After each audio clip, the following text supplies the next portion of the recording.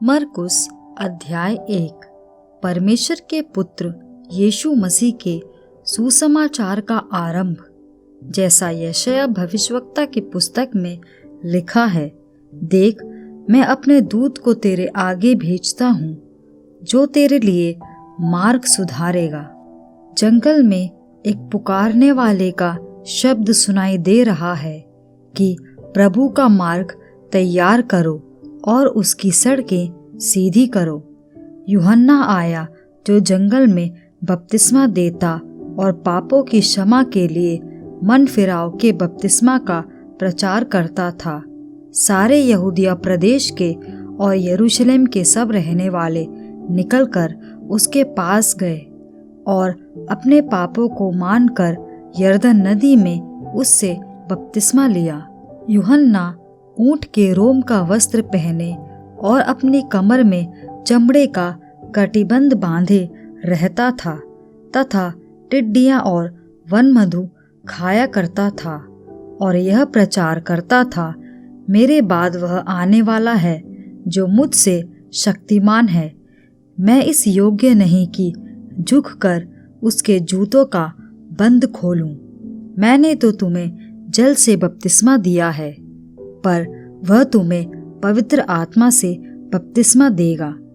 उन दिनों में यीशु ने गलील के नासरत से आकर यरदन में यूहन्ना से बपतिस्मा लिया, और जब वह जल से निकलकर ऊपर आया तो तुरंत उसने आकाश को खुलते और आत्मा को कबूतर के समान अपने ऊपर उतरते देखा, और यह आकाशवाणी हुई, तू मेरा प्रिय पुत्र है, तुझसे मैं प्रसन्न हूँ। तब आत्मा ने तुरंत उसको जंगल की ओर भेजा। जंगल में 40 दिन तक शैतान ने उसकी परीक्षा की, और वह वन पशुओं के साथ रहा और स्वर्गदूत उसकी सेवा करते रहे।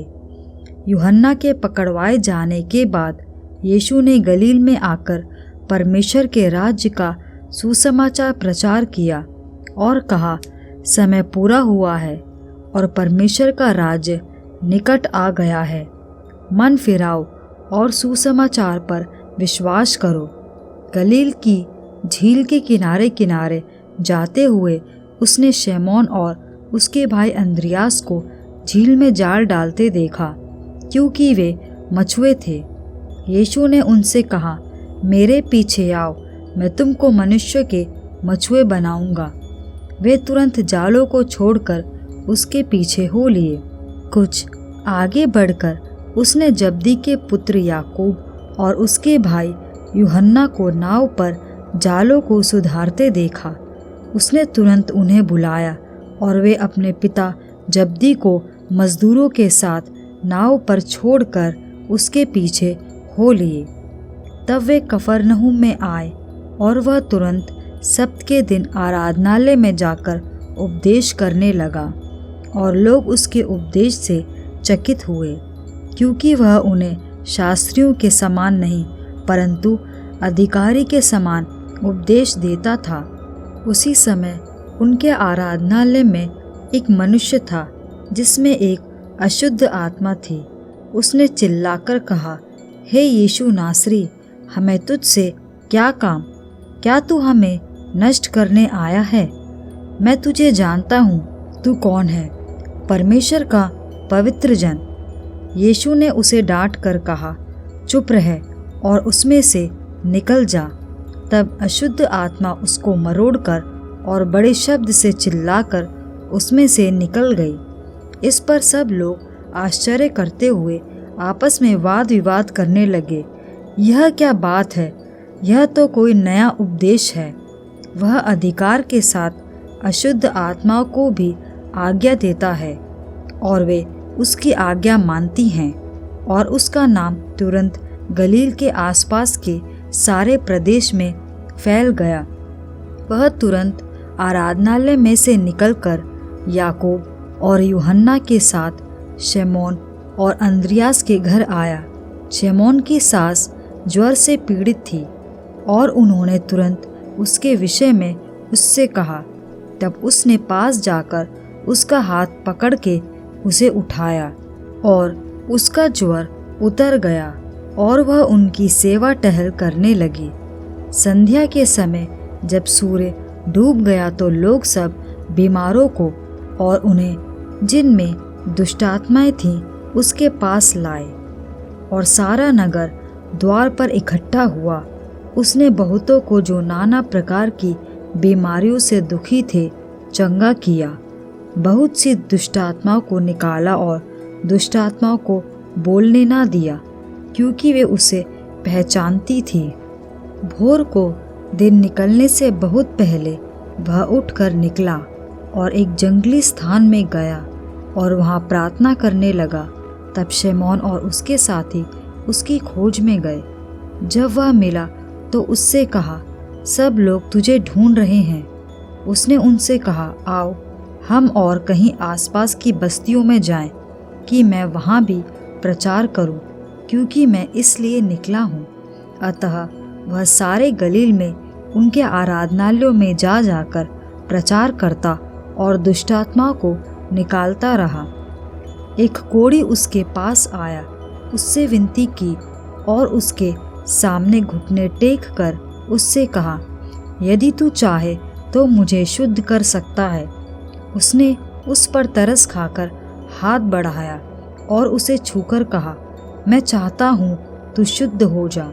और तुरंत उसका कोढ़ जाता रहा और वह शुद्ध हो गया। तब उसने उसे चिताकर तुरंत विदा किया और उससे कहा, देख, किसी से कुछ मत कहना, परंतु जाकर अपने आप को याजक को दिखा और अपने शुद्ध होने के विषय में जो कुछ मूसा ने ठहराया है उसे भेंट चढ़ा कि उन पर गवाही हो।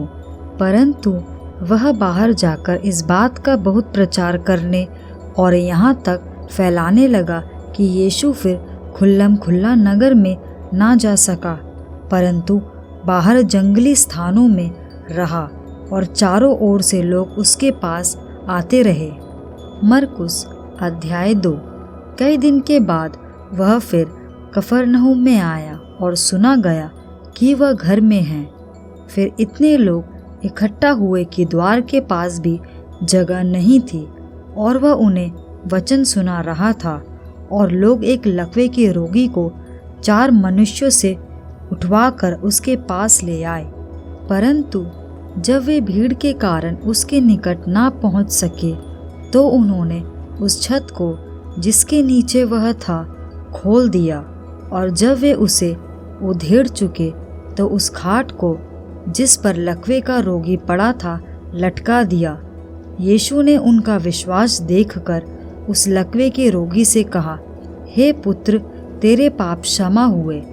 तब कई शास्त्री जो वहाँ बैठे थे अपने अपने मन में विचार करने लगे, यह मनुष्य क्यों ऐसा कहता है?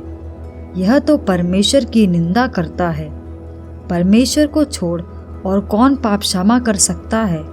यीशु ने तुरंत अपनी आत्मा में जान लिया कि वे अपने अपने मन में ऐसा विचार कर रहे हैं, और उनसे कहा, तुम अपने अपने मन में यह विचार क्यों कर रहे हो? सहज क्या है? क्या लकवे के रोगी से यह कहना कि तेरे पाप क्षमा हुए, या यह कहना कि उठ अपनी खाट उठा कर चल फिर? परंतु जिससे तुम जान लो कि मनुष्य के पुत्र को पृथ्वी पर पाप क्षमा करने का भी अधिकार है। उसने उस लकवे के रोगी से कहा, मैं तुझसे कहता हूँ, उठ अपनी खाट उठाकर अपने घर चला जा। वह उठा और तुरंत खाट उठाकर सबके सामने से निकलकर चला गया। इस पर सब चकित हुए और परमेश्वर की बड़ाई करके कहने लगे, हमने ऐसा कभी नहीं देखा। वह फिर निकलकर झील के किनारे गया और सारी भीड़ उसके पास आई और वह उन्हें उपदेश देने लगा। जाते हुए उसने हलफई के पुत्र लेवी को चुंगी की चौकी पर बैठे देखा और उससे कहा, मेरे पीछे हो ले, और वह उठकर उसके पीछे हो लिया। जब वह उसके घर में भोजन करने बैठा तब बहुत से चुंगी लेने वाले और पापी यीशु और उसके चेलों के साथ भोजन करने बैठे, क्योंकि वे बहुत से थे। और उसके पीछे हो लिए थे। शास्त्रियों और फरीसियों ने यह देखकर कि वह तो पापियों और चुंगी लेने वालों के साथ भोजन कर रहा है, उसके चेलों से कहा, वह तो चुंगी लेने वालों और पापियों के साथ खाता पीता है। यीशु ने यह सुनकर उनसे कहा, भले चंगों को वैद्य की आवश्यकता नहीं, परंतु बीमारों को है। मैं धर्मियों को नहीं, परंतु पापियों को बुलाने आया हूँ। यूहन्ना के चेले और फरीसी उपवास करते थे, अतः उन्होंने आकर उससे यह कहा, यूहन्ना के चेले और फरीसियों के चेले क्यों उपवास रखते हैं, परंतु तेरे चेले उपवास नहीं रखते। यीशु ने उनसे कहा, जब तक दूल्हा बारातियों के साथ रहता है, क्या वे उपवास कर सकते हैं? अतः जब तक दूल्हा उनके साथ है, तब तक वे उपवास नहीं कर सकते, परंतु वे दिन आएंगे जब दूल्हा उनसे अलग किया जाएगा, उस समय वे उपवास करेंगे। कोरे कपड़े का पैबंद पुराने वस्त्र पर कोई नहीं लगाता, नहीं तो वह पैबंद उसमें से कुछ खींच लेगा, अर्थात नया पुराने से, और वह पहले से अधिक फट जाएगा। नए दाखरस को पुरानी मशकों में कोई नहीं रखता, नहीं तो दाखरस मशकों को फाड़ देगा और दाखरस और मशकें दोनों नष्ट हो जाएंगी, परंतु नया दाखरस नई मशकों में भरा जाता है।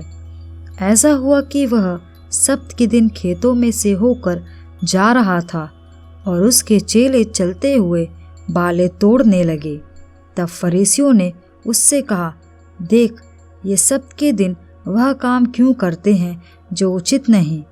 उसने उनसे कहा, क्या तुमने यह कभी नहीं पढ़ा कि जब दाऊद को आवश्यकता हुई और जब वह और उसके साथी भूखे हुए, तब उसने क्या किया था?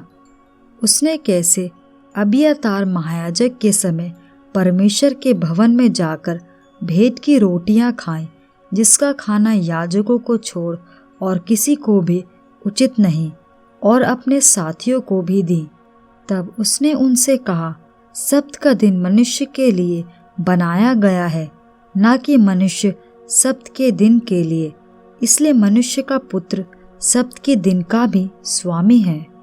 मरकुस अध्याय 3। वह फिर आराधनालय में गया।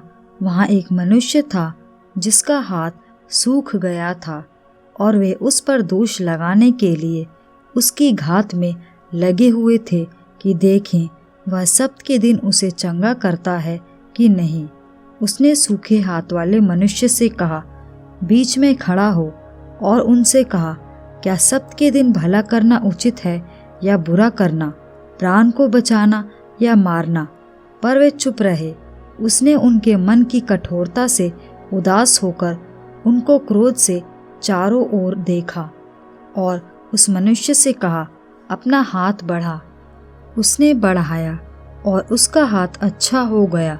तब फरीसी बाहर जाकर तुरंत हेरोदियों के साथ उसके विरोध में सम्मति करने लगे कि उसे किस प्रकार नष्ट करे। यीशु अपने चेलों के साथ झील की ओर चला गया और गलील से एक बड़ी भीड़ उसके पीछे हो ली, और यहूदिया और यरूशलेम और इदुमिया और यरदन के पार और सूर और सैदा के आसपास से एक बड़ी भीड़ यह सुनकर कि वह कैसे अचंभे के काम करता है, उसके पास आई। उसने अपने चेलों से कहा, भीड़ के कारण एक छोटी नाव मेरे लिए तैयार रहे, ताकि वे मुझे दबा ना सके, क्योंकि उसने बहुतों को चंगा किया था। इसलिए जितने लोग रोगग्रस्त थे उसे छूने के लिए उस पर गिरे पड़ते थे। अशुद्ध आत्माएं भी जब उसे देखती थी तो उसके आगे गिर पड़ती थी और चिल्लाकर कहती थी कि तू परमेश्वर का पुत्र है। और उसने उन्हें बहुत चिताया कि मुझे प्रकट ना करना। फिर वह पहाड़ पर चढ़ गया और जिन्हें वह चाहता था उन्हें अपने पास बुलाया और वे उसके पास आए। तब उसने 12 पुरुषों को नियुक्त किया कि वे उसके साथ साथ रहें, और वह उन्हें भेजे कि वे प्रचार करें और दुष्ट आत्माओं को निकालने का अधिकार रखें। वे ये हैं शिमोन, जिसका नाम उसने पतरस रखा, और जब्दी का पुत्र याकूब, और याकूब का भाई यूहन्ना, जिनका नाम उसने बुअनरगिस अर्थात गर्जन के पुत्र रखा, और अंद्रियास और फिलिप्पुस और बरतुल्मै और मत्ती और थोमा और हल्फई का पुत्र याकूब और तद्दे और शमौन कनानी और यहूदा इस्करियोती, जिसने उसे पकड़वा भी दिया। तब वह घर में आया और ऐसी भीड़ इकट्ठी हो गई कि वे रोटी भी न खा सके। जब उसके कुटुंबियों ने यह सुना तो वे उसे पकड़ने के लिए निकले, क्योंकि वे कहते थे कि उसका चित्त ठिकाने नहीं है। शास्त्री भी जो यरूशलेम से आए थे यह कहते थे, उसमें शैतान है और वह दुष्टात्माओं के सरदार की सहायता से दुष्टात्माओं को निकालता है। इसलिए वह उन्हें पास बुलाकर उनसे दृष्टांतों में कहने लगा, शैतान कैसे शैतान को निकाल सकता है? यदि किसी राज्य में फूट पड़े तो वह राज्य कैसे स्थिर रह सकता है? और यदि किसी घर में फूट पड़े तो वह घर कैसे स्थिर रह सकेगा? इसलिए यदि शैतान अपना ही विरोधी होकर अपने में फूट डाले तो वह कैसे बना रह सकता है? उसका तो अंत ही हो जाता। परंतु कोई मनुष्य किसी बलवंत के घर में घुसकर उसका माल नहीं लूट सकता, जब तक कि वह पहले उसे बलवंत को बांध ना ले, और तब उसके घर को लूट लेगा। मैं तुमसे सच कहता हूँ कि मनुष्य की संतान के सब पाप और निंदा जो वे करते हैं क्षमा की जाएंगी, परंतु जो कोई पवित्र आत्मा के विरुद्ध निंदा करे वह कभी भी क्षमा न किया जाएगा, वरन वह अनंत पाप का अपराधी ठहरता है। क्योंकि वे यह कहते थे कि उसमें अशुद्ध आत्मा है। तब उसकी माता और उसके भाई आए और बाहर खड़े होकर उसे बुलवा भेजा। भीड़ उसके आसपास बैठी थी और उन्होंने उससे कहा, देख, तेरी माता और तेरे भाई बाहर तुझे ढूंढते हैं। उसने उन्हें उत्तर दिया, मेरी माता और मेरे भाई कौन हैं? और उन पर जो उसके आसपास बैठे थे दृष्टि करके कहा, देखो, मेरी माता और मेरे भाई ये हैं। क्योंकि जो कोई परमेश्वर की इच्छा पर चले वही मेरा भाई और बहन और माता है। मरकुस अध्याय 4। वह फिर झील के किनारे उपदेश देने लगा और ऐसी बड़ी भीड़ उसके पास इकट्ठी हो गई कि वह झील में एक नाव पर चढ़कर बैठ गया और सारी भीड़ भूमि पर झील के किनारे खड़ी रही। और वह उन्हें दृष्टांतों में बहुत सी बातें सिखाने लगा और अपने उपदेश में उनसे कहा, सुनो, एक बोने वाला बीज बोने निकला। बोते समय कुछ मार्ग के किनारे गिरा और पक्षियों ने आकर उसे चुग लिया। कुछ पथरीली भूमि पर गिरा जहाँ उसको बहुत मिट्टी ना मिली, और गहरी मिट्टी ना मिलने के कारण जल्द उग आया, और जब सूर्य निकला तो जल गया और जड़ न पकड़ने के कारण सूख गया। कुछ झाड़ियों में गिरा और झाड़ियों ने बढ़कर उसे दबा दिया और वह फल ना लाया। परंतु कुछ अच्छी भूमि पर गिरा और वह उगा और बढ़कर फलवंत हुआ, और कोई 30 गुना, कोई 60 गुना और कोई 100 गुना फल लाया। तब उसने कहा, जिसके पास सुनने के लिए कान हो वह सुन ले। जब वह अकेला रह गया तो उसके साथियों ने उन 12 समेत उससे इन दृष्टांतों के विषय में पूछा। उसने उनसे कहा, तुमको तो परमेश्वर के राज्य के भेद की समझ दी गई है, परंतु बाहर वालों के लिए सब बातें दृष्टांतों में होती हैं, इसलिए कि वे देखते हुए देखें और उन्हें सुझाई ना पड़े, और सुनते हुए सुने भी और ना समझे, ऐसा ना हो कि ये फिरें और क्षमा किए जाएं। फिर उसने उनसे कहा, क्या तुम यह दृष्टांत नहीं समझते? तो फिर और सब दृष्टांतों को कैसे समझोगे? बोने वाला वचन बोता है जो मार्ग के किनारे के हैं, जहाँ वचन बोया जाता है। ये वे हैं कि जब उन्होंने सुना तो शैतान तुरंत आकर वचन को जो उनमें बोया गया था उठा ले जाता है। वैसा ही जो पथरीली भूमि पर बोए जाते हैं, ये वे हैं जो वचन को सुनकर तुरंत आनंद से ग्रहण कर लेते हैं, परंतु अपने भीतर जड़ ना रखने के कारण वे थोड़े ही दिनों के लिए रहते हैं। इसके बाद जब वचन के कारण उन पर क्लेश या उपद्रव होता है तो वे तुरंत ठोकर खाते हैं। जो झाड़ियों में बोए गए, ये वे हैं जिन्होंने वचन सुना और संसार की चिंता और धन का धोखा और अन्य वस्तुओं का लोभ उनमें समाकर वचन को दबा देता है और वह निष्फल रह जाता है।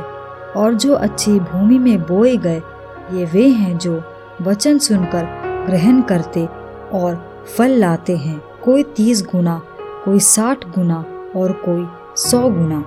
उसने उनसे कहा, क्या दिए को इसलिए लाते हैं कि पैमाने या खाट के नीचे रखा जाए? क्या इसलिए नहीं कि दीवट पर रखा जाए? क्योंकि कोई वस्तु छिपी नहीं, परंतु इसलिए है कि प्रकट हो जाए, और ना कुछ गुप्त है, पर इसलिए है कि प्रकट हो जाए। यदि किसी के सुनने के कान हो तो वह सुन ले। फिर उसने उनसे कहा, चौकस रहो कि क्या सुनते हो। जिस नाप से तुम नापते हो उसी से तुम्हारे लिए भी नापा जाएगा और तुमको अधिक दिया जाएगा। क्योंकि जिसके पास है उसको दिया जाएगा, और जिसके पास नहीं है उससे वह भी जो उसके पास है ले लिया जाएगा। फिर उसने कहा, परमेश्वर का राज्य ऐसा है जैसे कोई मनुष्य भूमि पर बीज छींटे और रात को सोए और दिन को जागे, और वह बीज ऐसे उगे और बढ़े कि वह न जाने। पृथ्वी आप से आप फल लाती है, पहले अंकुर, तब बाल, और तब बालों में तैयार दाना। परंतु जब वह दाना पक जाता है तब वह तुरंत हैसिया लगाता है, क्योंकि कटनी आ पहुंची है। फिर उसने कहा, हम परमेश्वर के राज्य की उपमा किससे दें और किस दृष्टांत से उसका वर्णन करें? वह राई के दाने के समान है। जब भूमि में बोया जाता है तो भूमि के सब बीजों से छोटा होता है, परंतु जब बोया गया तो उगकर सब साग पात से बड़ा हो जाता है, और उसकी ऐसी बड़ी डालियां निकलती हैं कि आकाश के पक्षी उसकी छाया में बसेरा कर सकते हैं। वह उन्हें इस प्रकार के बहुत से दृष्टांत दे देकर उनकी समझ के अनुसार वचन सुनाता था, और बिना दृष्टांत कहे वह उनसे कुछ भी नहीं कहता था, परंतु एकांत में वह अपने निज चेलों को सब बातों का अर्थ बताता था। उसी दिन जब सांझ हुई तो उसने चेलों से कहा, आओ हम पार चलें। और वे भीड़ को छोड़कर जैसा वह था वैसे ही उसे नाव पर साथ ले चले, और उसके साथ और भी नावें थीं।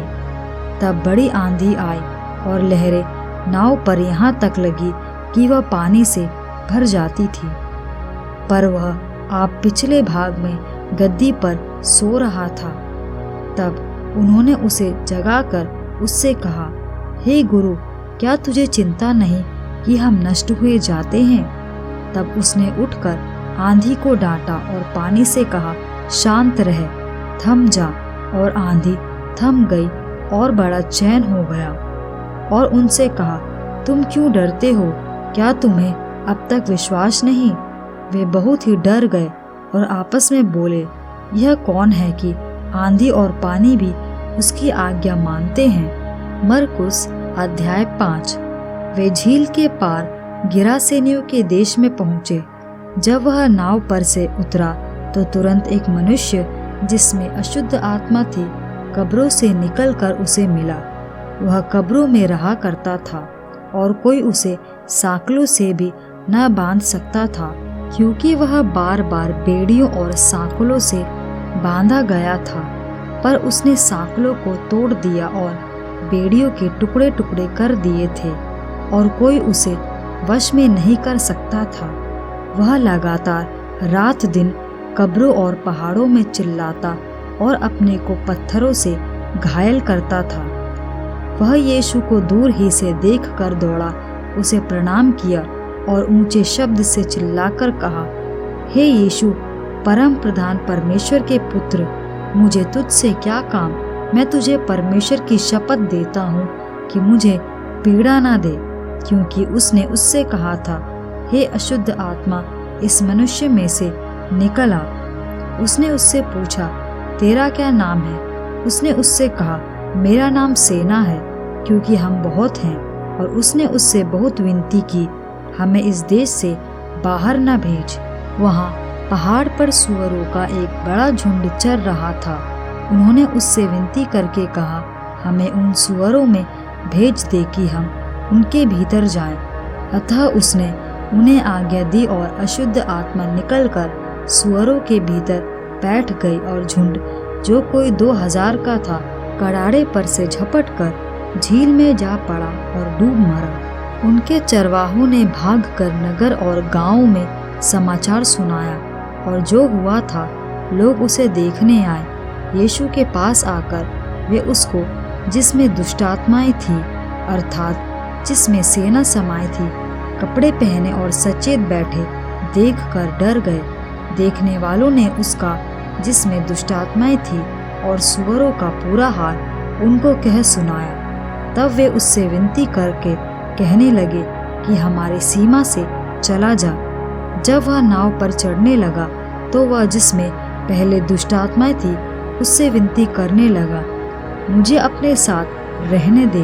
परंतु उसने उसे आज्ञा न दी और उससे कहा, अपने घर जाकर अपने लोगों को बता कि तुझ पर दया करके प्रभु ने तेरे लिए कैसे बड़े काम किए हैं। वह जाकर दिकापुलिस में इस बात का प्रचार करने लगा कि यीशु ने मेरे लिए कैसे बड़े काम किए, और सब लोग अचंभा करते थे। जब यीशु फिर नाव से पार गया तो एक बड़ी भीड़ उसके पास इकट्ठी हो गई। वह झील के किनारे ही था कि याईर नामक आराधनालय के सरदारों में से एक आया और उसे देखकर उसके पांव पर गिरा और यह कहकर उससे बहुत विनती की, मेरी छोटी बेटी मरने पर है, तू आकर उस पर हाथ रख कि वह चंगी होकर जीवित रहे। तब वह उसके साथ चला और बड़ी भीड़ उसके पीछे हो ली, यहाँ तक कि लोग उस पर गिरे पड़ते थे। एक स्त्री थी जिसको 12 वर्ष से लहू बहने का रोग था। उसने बहुत वेगों से बड़ा दुख उठाया और अपना सब माल व्यय करने पर भी उसे कुछ लाभ न हुआ था, परंतु और भी रोगी हो गई थी। वह यीशु की चर्चा सुनकर भीड़ में उसके पीछे से आई और उसके वस्त्र को छू लिया, क्योंकि वह कहती थी, यदि मैं उसके वस्त्र ही को छू लूंगी तो चंगी हो जाऊंगी। और तुरंत उसका लहू बहना बंद हो गया और उसने अपने देह में जान लिया कि मैं उस बीमारी से अच्छी हो गई हूँ। यीशु ने तुरंत अपने में जान लिया कि मुझ में से सामर्थ निकली है और भीड़ में पीछे फिरकर पूछा, मेरा वस्त्र किसने छुआ? उसके चेलों ने उससे कहा, तू देखता है कि भीड़ तुझ पर गिरी पड़ती है और तू कहता है कि किसने मुझे छुआ? तब उसने उसे देखने के लिए, जिसने यह काम किया था, चारों ओर दृष्टि की। तब वह स्त्री यह जानकर कि मेरी कैसी भलाई हुई है, डरती और कांपती हुई आई और उसके पांवों पर गिरकर उससे सब हाल सच सच कह दिया। उसने उससे कहा, पुत्री, तेरे विश्वास ने तुझे चंगा किया है, कुशल से जा और अपनी इस बीमारी से बची रहे। वह यह कह ही रहा था कि आराधनालय के सरदार के घर से लोगों ने आकर कहा, तेरी बेटी तो मर गई है, अब गुरु को क्यों दुख देता है? जो बात वे कह रहे थे उसको यीशु ने अनसुनी करके आराधनालय के सरदार से कहा, मत डर, केवल विश्वास रख। और उसने पतरस और याकूब के भाई यूहन्ना को छोड़ अन्य किसी को अपने साथ आने न दिया। आराधनालय के सरदार के घर में पहुंचकर उसने लोगों को बहुत रोते और चिल्लाते देखा। तब उसने भीतर जाकर उनसे कहा, तुम क्यों हल्ला मचाते और रोते हो? लड़की मरी नहीं परंतु सो रही है। वे उसकी हंसी करने लगे, परंतु उसने सबको निकाल कर लड़की के माता पिता और अपने साथियों के साथ भीतर जहाँ लड़की पड़ी थी गया और लड़की का हाथ पकड़कर उससे कहा, तलीता कूमी, जिसका अर्थ है, हे लड़की, मैं तुझसे कहता हूँ, उठ। और लड़की तुरंत उठकर चलने फिरने लगी, क्योंकि वह 12 वर्ष की थी। इस पर लोग बहुत चकित हो गए। फिर उसने उन्हें चिताकर आज्ञा दी कि यह बात कोई जानने ना पाए और कहा, इसे कुछ खाने को दो।